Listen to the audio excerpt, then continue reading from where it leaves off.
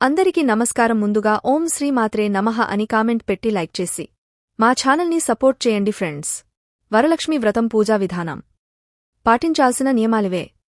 వరాలిచ్చే తల్లి వరలక్ష్మి. ఈ సందర్భంగా వరలక్ష్మి వ్రతాన్ని ఇంట్లో ఎలా జరుపుకోవాలి, పూజా విధానాల గురించి ఇప్పుడు తెలుసుకుందాం.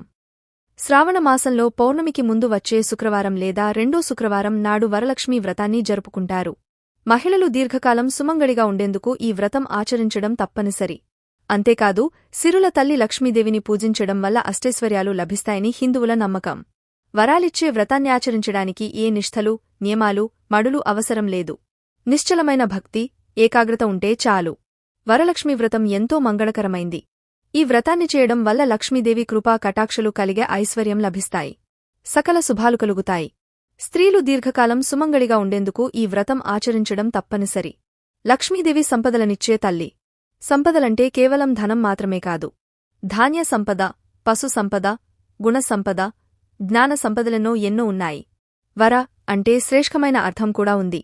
పూజా సామాగ్రి: పసుపు, కుంకుమ, గంధం, విడిపులు, పూలమాలలు, తమలపాకులు, ముప్పెవకతలు, ఖర్జూరాలు, అగరవత్తులు, కర్పూరం, చిల్లర పైసలు, తెల్లని వస్త్రం, రవిక దుస్తులు, మామిడి ఆకులు, 5 రకాల పండ్లు, అమ్మవారి ఫోటో, కలసం, కొబ్బరికాయలు, తెల్ల దారం లేదా నోము దారం లేదా పసుపు రాసిన కంకణం, ఇంటిలో తయారుచేసిన నైవేద్యాలు, బియ్యం, పంచామృతాలు, దీపపు కుందులు, ఒత్తులు, నెయ్యి.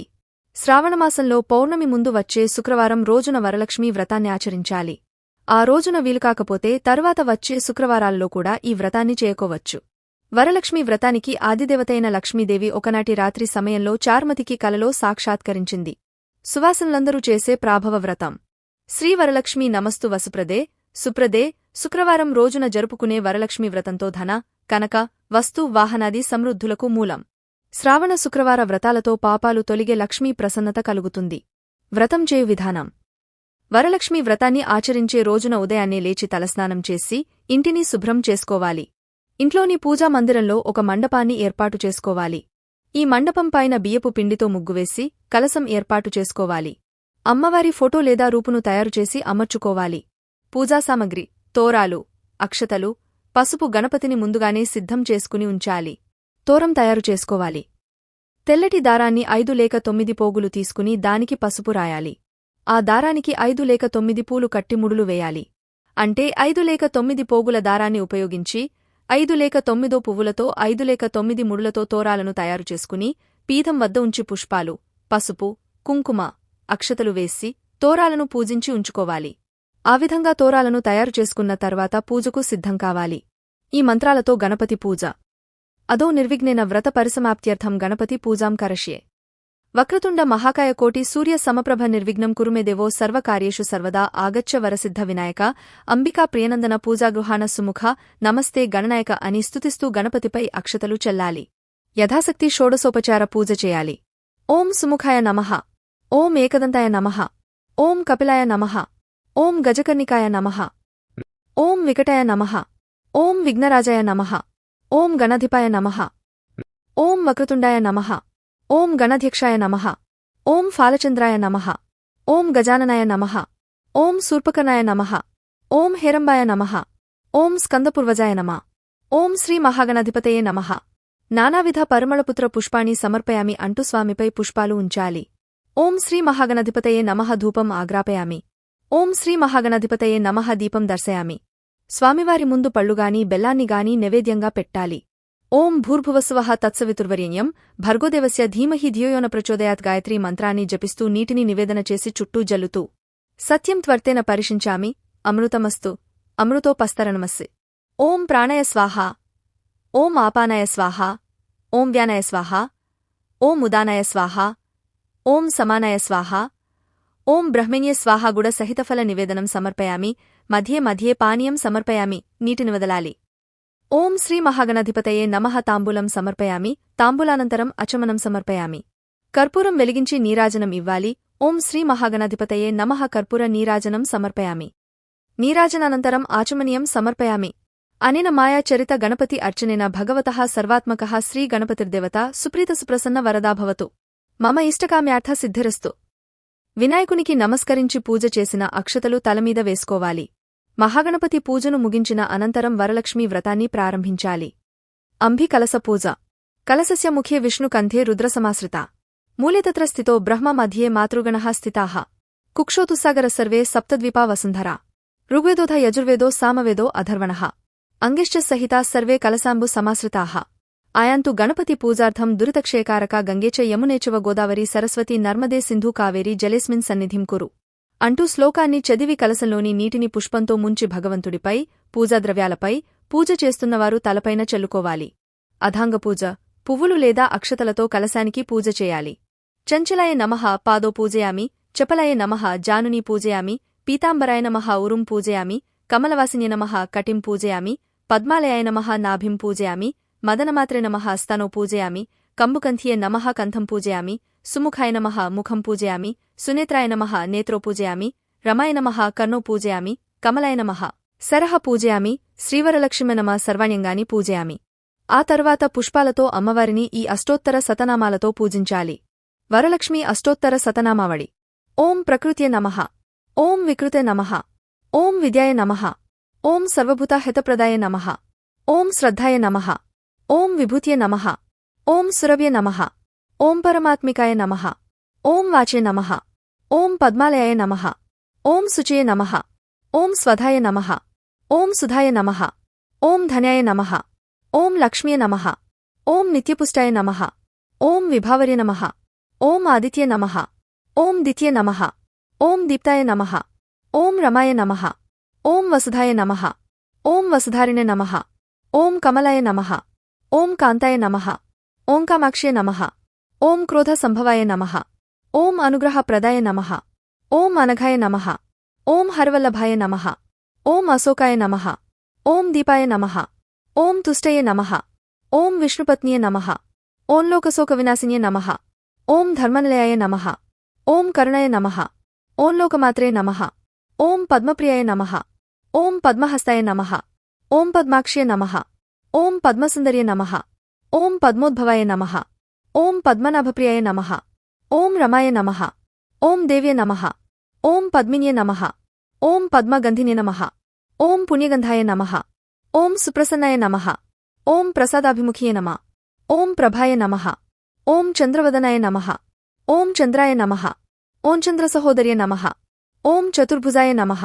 ఓం చంద్రరూపాయ నమః. ఓం ఇందుశితలాయ నమః. ఓం ఆహ్లాదజనన్యే నమః. ఓం పుష్ట్యే నమః. ఓం శివాయ నమః. ఓం శివకర్యే నమః. ఓం సత్యే నమః. ఓం విమలాయ నమః. ఓం విశ్వజనన్యే నమః. ఓం దారిద్ర్యనాశిన్యే నమః. ఓం ప్రీతిపుష్కరిణ్యే నమః. ఓం శాంత్యే నమః. ఓం శుక్లమాలాంబరాయ నమః. ఓం శ్రియే నమః. ఓం భాస్కర్యే నమః. ఓం బిల్వనిలయాయ నమః. ఓం వరారోహాయ నమః. ఓం యశస్విన్యే నమః. ఓం వసుంధరాయ నమః. ఓం ఉదారాంగాయ నమః.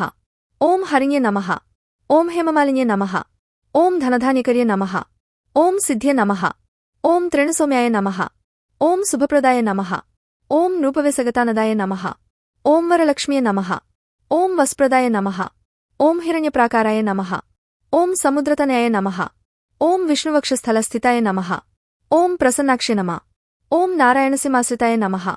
ఓం దారిద్ర్యధ్వంసిన్యే నమః. ఓం సర్వోపద్రవవారిణ్యే నమః. ఓం నవదుర్గాయ నమః. ఓం మహాకాళ్యే నమః. ఓం బ్రహ్మవిష్ణుశివాత్మికాయ నమః. ఓం త్రికాలజ్ఞానసంపన్నాయ నమః. ఓం భువనేశ్వర్యే నమః. తోరపూజ. తోరాన్ని అమ్మవారి వద్ద ఉంచి అక్షతలతో ఈ విధంగా పూజ చేయాలి. కమలాయ నమః ప్రథమ గ్రంథిం పూజయామి. రమాయ నమః ద్వితీయ గ్రంథిం పూజయామి. లోకమాత్రే నమః తృతీయ గ్రంథిం పూజయామి. విశ్వజనన్యే నమః చతుర్థ గ్రంథిం పూజయామి. మహాలక్ష్మ్యే నమః పంచమ గ్రంథిం పూజయామి. క్షీరాబ్ది తనయాయ నమః షష్ఠమ గ్రంథిం పూజయామి. విశ్వసాక్షిణ్యే నమః సప్తమ గ్రంథిం పూజయామి. చంద్రసోదర్యే నమః అష్టమ గ్రంథిం పూజయామి. శ్రీవరలక్ష్మియే నమః నవమ గ్రంథిం పూజయామి. ఈ కింది శ్లోకాలు చదువుతూ తోరం కట్టుకోవాలి.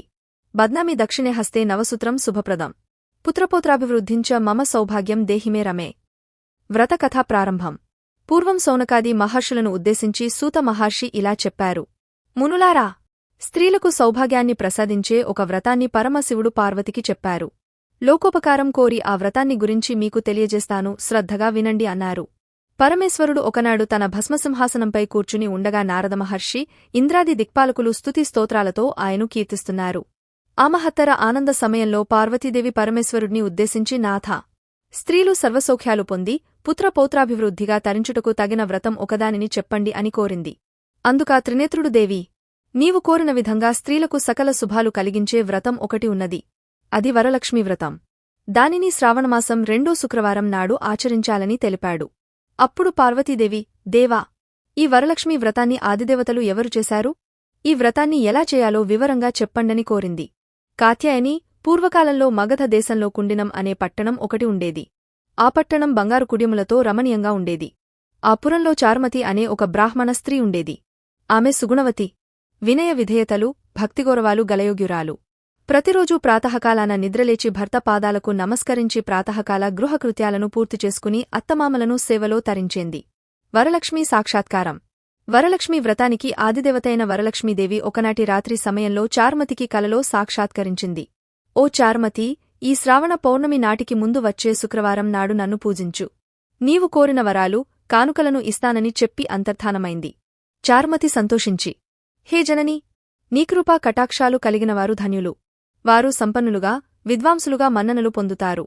ఓ పావనీ, నా పూర్వజన్మస్కృతం వల్ల నీ దర్శనం నాకు కలిగింది అని పరిపరి విధాల వరలక్ష్మిని స్తుతించింది. అంతలోనే మేల్కొన్న చార్మతి అదంతా కలగా గుర్తించి తన కలను భర్తకు, అత్తమామలకు తెలియజేసింది. వారు చాలా సంతోషించి చార్మతిని వరలక్ష్మీ వ్రతాన్ని చేసుకోమని చెప్పారు. పురంలోని మహిళలు చార్మతి కలను గురించి విని వారు కూడా పౌర్ణమి ముందు రాబోయే శ్రావణ శుక్రవారం కోసం ఎదురుచూడసాగారు. శ్రావణ శుక్రవారం రోజున పట్టణంలోని స్త్రీలందరూ ఉదయాన్నే లేచి తలారాస్నానం చేసి పట్టువస్త్రాలు ధరించి చార్మతి గృహానికి చేరుకున్నారు.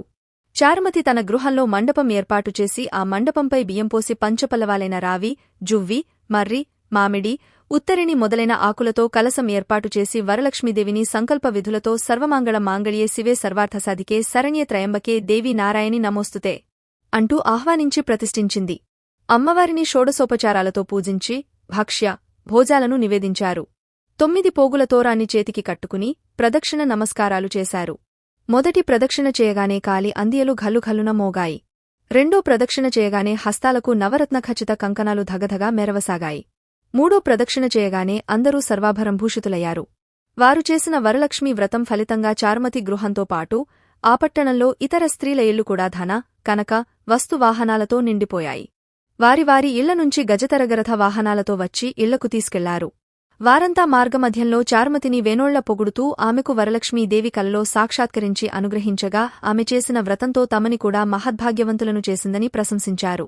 వారంతా ఏటా వరలక్ష్మీ వ్రతం చేసి సకల సౌభాగ్యాలతో సిరిసంపదలు కలిగి సుఖజీవనం గడిపి ముక్తిని పొందారు. మునులారా, శివుడు పార్వతికి ఉపదేశించిన ఈ వరలక్ష్మీ వ్రత విధానాన్ని సవిస్తరంగా మీకు వివరించాను. ఈ కథ విన్నా, ఈ వ్రతం చేసినప్పుడు చూసినా కూడా సకల సౌభాగ్యాలు, సిరిసంపదలు, ఆయురారోగైశ్వర్యాలు సిద్ధిస్తాయని సూత మహాముని సౌనకాది మహర్షులకు చెప్పారు. ఈ కథ విని అక్షతలు సరస్సుపై వేసుకోవాలి. ఆ తరువాత ముత్తైదువులకు తాంబూలాలు ఇవ్వాలి. అందరికీ తీర్థప్రసాదాలు ఇచ్చి పూజ చేసినవారు కూడా వాటిని తీసుకోవాలి. అమ్మవారికి పెట్టిన నైవేద్యాన్ని వాళ్లే ఆరగించాలి. రాత్రి ఉపవాసం ఉండి భక్తితో వేడుకుంటటే వరాలందించే తల్లి వరలక్ష్మీదేవి. భక్తితో వేడుకొంటే వరాలందించే తల్లి వరలక్ష్మీదేవి. ఈ వ్రతాన్ని ఆచరించడానికి ఏ నిష్ఠలు, నియమాలు, మడులు అవసరం లేదు. నిశ్చలమైన భక్తి, ఏకాగ్రచిత్తం ఉంటే చాలు. వరలక్ష్మీ వ్రతం ఎంతో మంగళకరమైంది. ఈ వ్రతాన్ని చేయడం వల్ల లక్ష్మీదేవి కృప కలిగే ఐశ్వర్యం లభిస్తుంది. సకల శుభాలు కలుగుతాయి. స్త్రీలు దీర్ఘకాలం సుమంగళిగా ఉండేందుకు ఈ వ్రతం ఆచరించడం తప్పనిసరి. లక్ష్మీదేవి సంపదలనిచ్చే తల్లి. సంపదలంటే కేవలం ధనం మాత్రమే కాదు. ధాన్య సంపద, పశు సంపద, గుణ సంపద, జ్ఞాన సంపద మొదలైనవి ఎన్నో ఉన్నాయి. వర అంటే శ్రేష్ఠమైన అర్థం కూడా ఉంది. మీకు ఈ వీడియో నచ్చితే తప్పకుండా లైక్ చేసి షేర్ చేయండి. మరిన్ని మంచి వీడియోస్ కోసం మా ఛానల్ని సబ్స్క్రైబ్ చేయండి. ధన్యవాదాలు.